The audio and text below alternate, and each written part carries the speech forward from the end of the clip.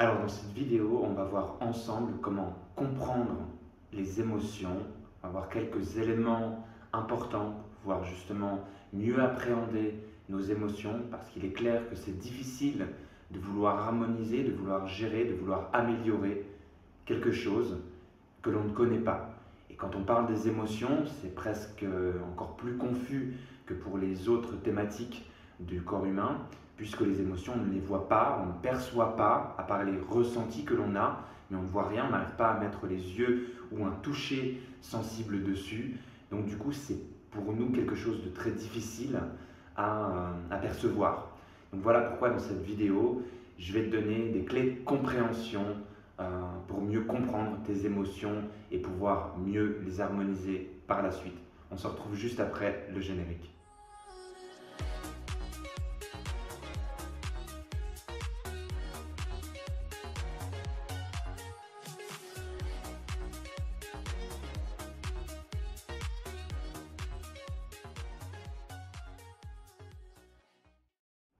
Alors dans un premier temps, ce serait bien que tu puisses faire une différence entre la cause et le déclencheur.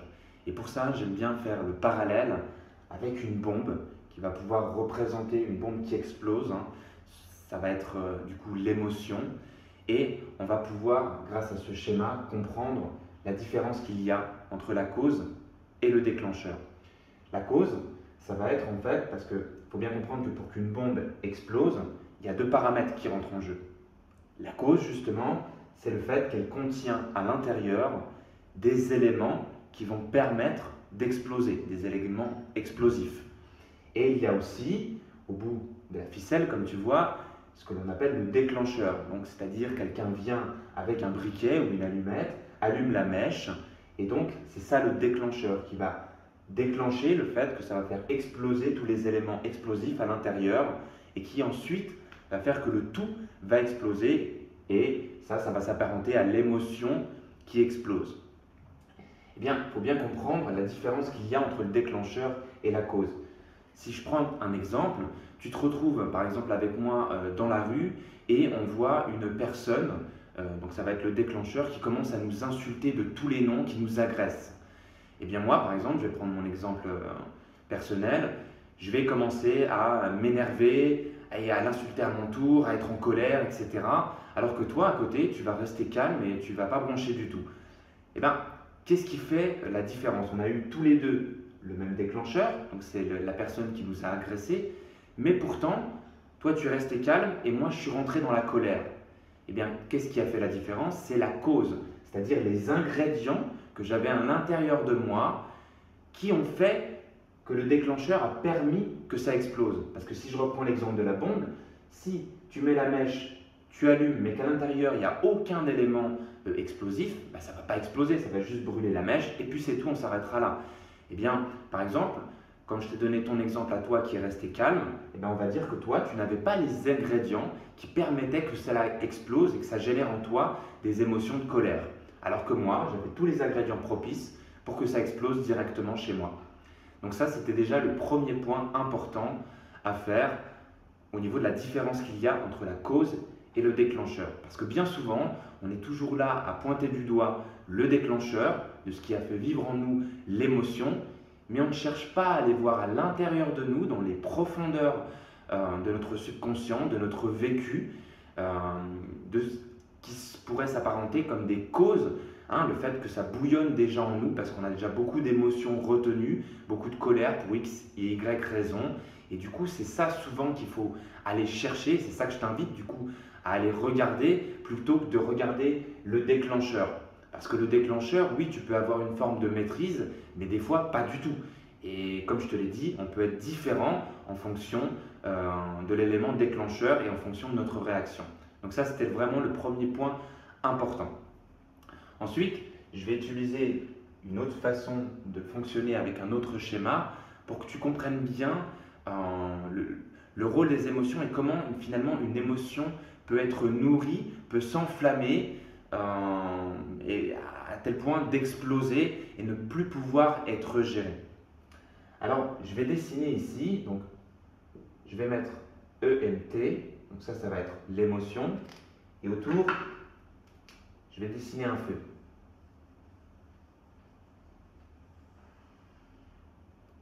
Tu vas comprendre pourquoi après. Ça, c'est l'émotion qui s'enflamme. Et en vérité, l'émotion, elle est toujours précédée de ce que l'on va appeler un événement. Donc là,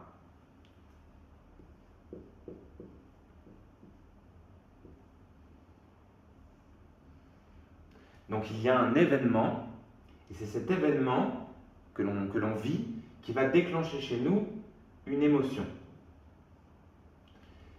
Cette émotion, ensuite, elle va être suivie de pensées.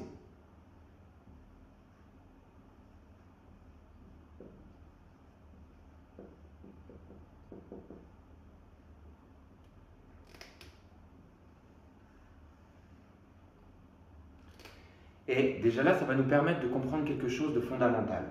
Donc comme je te l'ai dit, il y a un événement.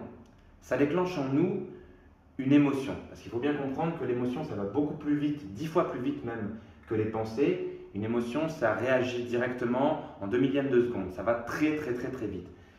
Donc on a l'événement, ça génère en nous une émotion et ça va générer des pensées. Et en fonction des pensées que l'on va avoir, eh bien, ça va plus ou moins influer sur le feu de nos émotions. Par exemple, j'ai un événement qui arrive. J'ai une personne qui me croise, que je croise dans la rue, et puis, je reprends l'exemple de tout à l'heure d'ailleurs, elle m'insulte. Ça génère en moi une émotion. Je ne suis pas content. Au départ, c'est juste je ne suis pas content parce qu'elle m'insulte, je suis perturbé, ça me dérange. Et si derrière, j'ai des pensées négatives, parce que déjà j'en ai plein à l'intérieur de moi, mais que je pense par exemple que cette personne, elle est méchante, que c'est pas cool, etc., eh bien, avec les pensées que je vais avoir, je vais nourrir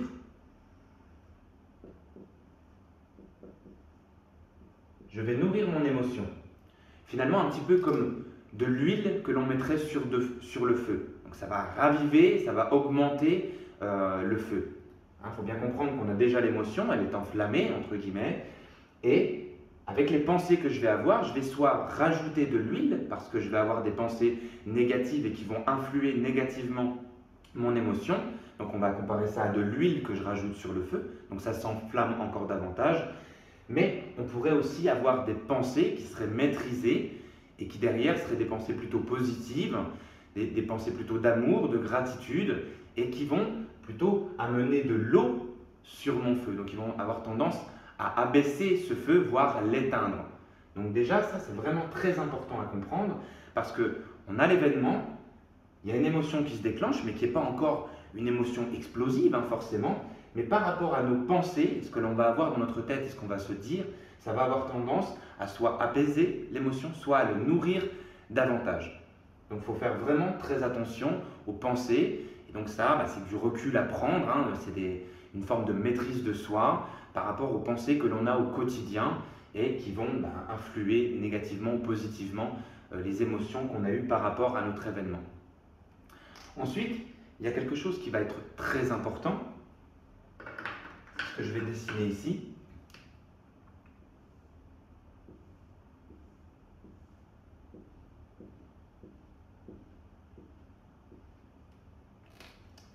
Donc, je ne sais pas si vous le voyez bien, mais ici, j'ai dessiné une grille. Et finalement, on va appeler en psychologie finalement la grille de perception.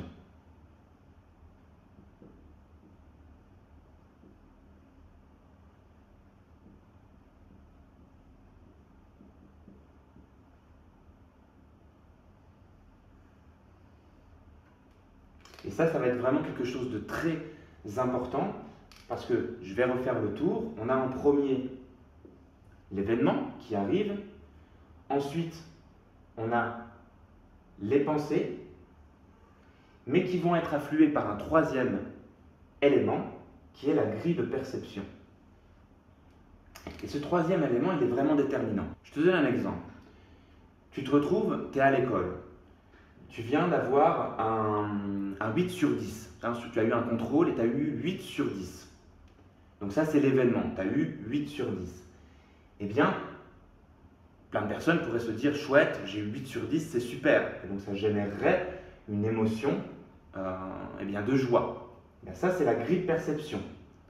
La personne a pu se dire, j'ai eu 8 sur 10, c'est super, c'est bien au-delà de ce que je croyais, j'ai augmenté, je suis fier de moi, et donc je vais avoir des pensées de fierté, et donc je vais nourrir l'émotion positivement. Mais à l'inverse, tu peux aussi très bien te dire, j'ai eu 8 sur 10 et tu es dégoûté. Parce qu'en fait, ta grille de perception à toi, c'est que pour être bon, il faut avoir le maximum, c'est-à-dire 10 sur 10, il faut être toujours parfait.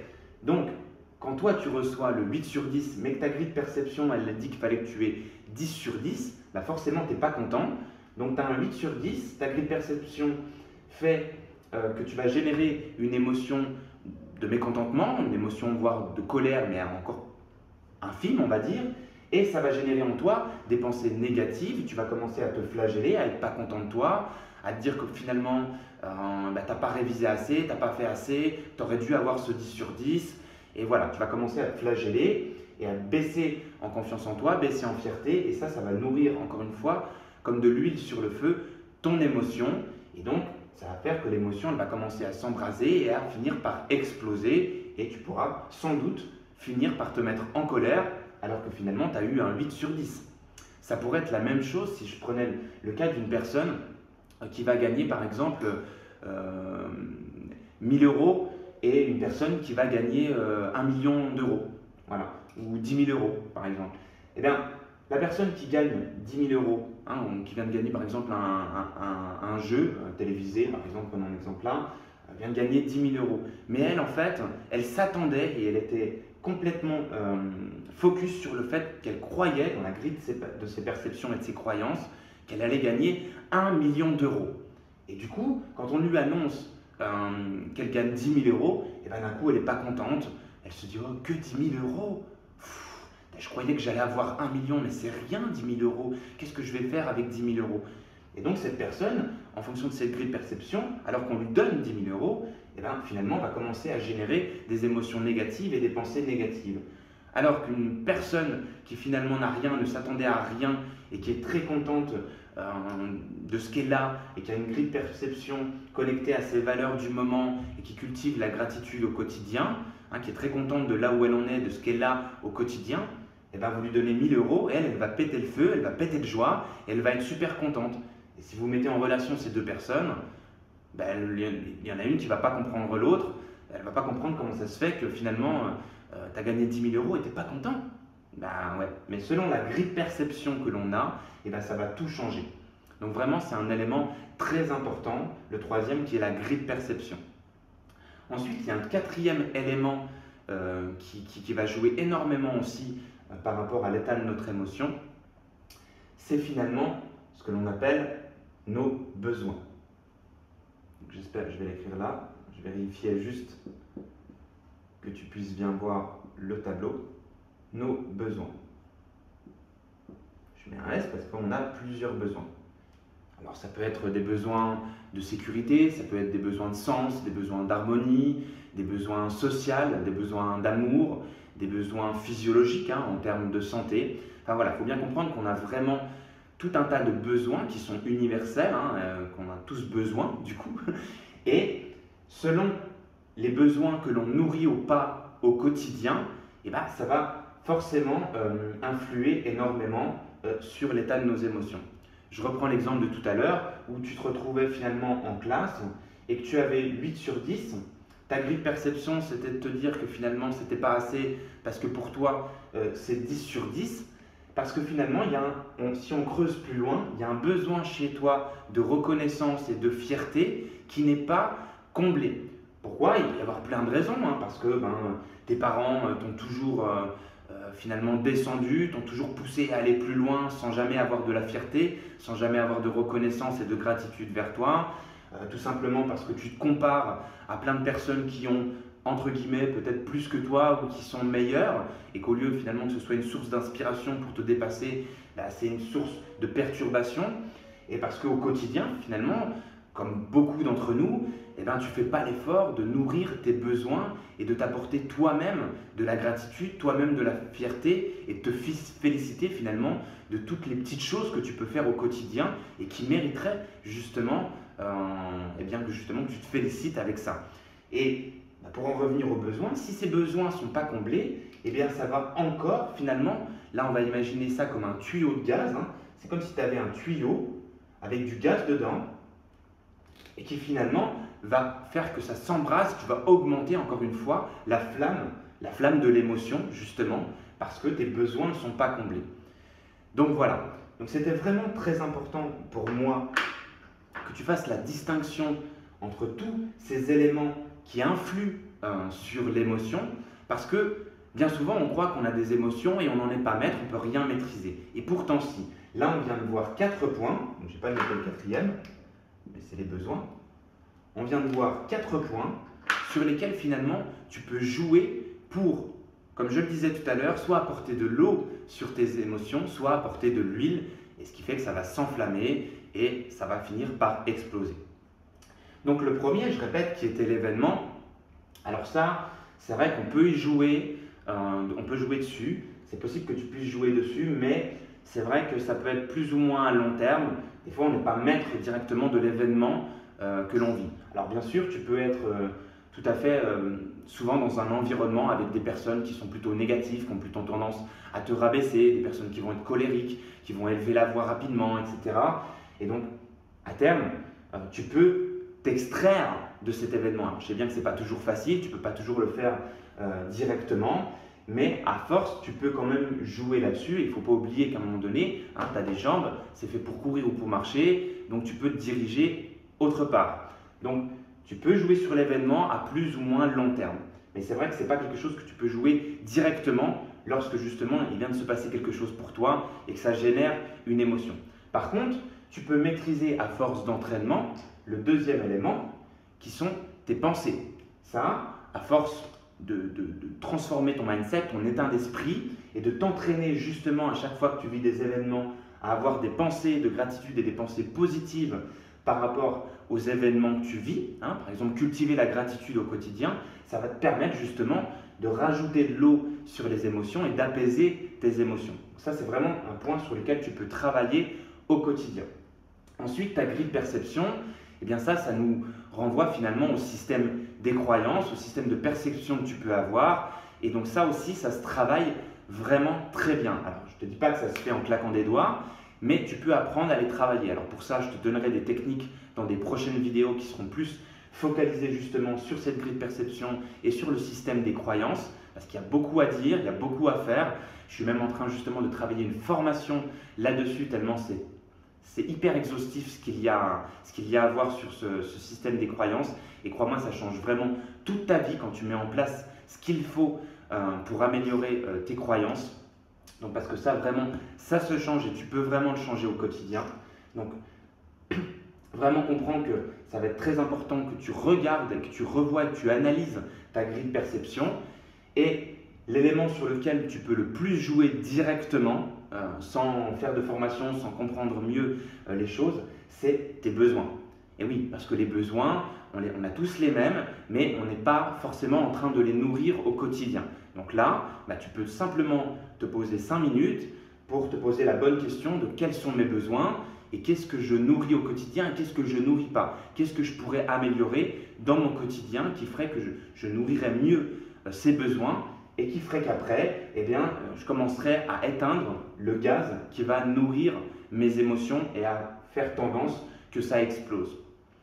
Donc voilà, écoute, j'espère que ça t'aura donné vraiment des éléments constructifs, que ça t'aura donné vraiment une manière de comprendre comment fonctionnent les éléments, parce que je t'invite vraiment à regarder à chaque fois que tu vas avoir une émotion liée à un événement, tu te rappelles, au pire, tu copies, tu redessines ça chez toi sur une feuille et de te replonger dans ce schéma pour que tu analyses un petit peu finalement comment ça s'est passé pour toi, qu'est-ce qui a pu, quels étaient les ingrédients, quand je refais écho à la bombe de tout à l'heure, quels étaient finalement les ingrédients qui, dans ton événement, dans ce que tu viens de vivre, a pu jouer en fonction de l'émotion que tu as vécue pour pouvoir justement remanier un petit peu tout ça et retravailler par la suite pour améliorer justement cet état émotionnel. Donc voilà, bon, j'espère vraiment que cette vidéo t'a plu. T'en fais pas, on n'a pas pu tout voir, c'était pas forcément exhaustif, mais je pense que c'est des éléments hyper déterminants qui vont te permettre vraiment de comprendre déjà les bases au niveau émotionnel. Mais on fera bien sûr d'autres vidéos sur la thématique des émotions, sur comment d'ailleurs les harmoniser, sur la compréhension aussi de comment peut-être gérer, et d'ailleurs est-ce qu'il faut vraiment que l'on gère nos émotions. Donc il y aura plusieurs vidéos qui sortiront par la suite sur cette thématique.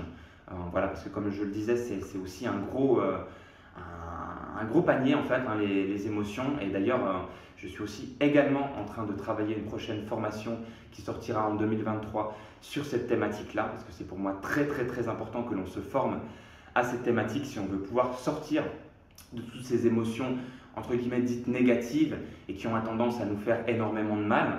Et il faut bien comprendre que les émotions, ça peut vraiment influer très négativement ou très positivement sur notre santé. Donc voilà. Donc je te remercie vraiment d'avoir écouté cette vidéo jusqu'au bout. N'hésite pas à me mettre en commentaire ce que tu as appris et ce qui t'a plu dans cette vidéo. Qu'est-ce que tu comptes mettre en place pour améliorer justement ce schéma émotionnel chez toi. Et je te remercie vraiment de mettre un like, de partager cette vidéo pour augmenter sa visibilité. Encore une fois, ce n'est pas pour glorifier mon ego, mais c'est l'algorithme des réseaux sociaux et de YouTube qui fonctionne comme ça. Donc je te remercie de liker et de t'abonner et de partager aussi. Et n'oublie pas non plus d'activer la petite cloche si tu veux être tenu au courant de toutes les prochaines vidéos qui sortent chaque semaine sur cette propre chaîne. Donc voilà, merci d'avoir écouté jusqu'au bout. Je te remercie également de miser sur toi-même et je te dis à très bientôt pour de prochaines vidéos.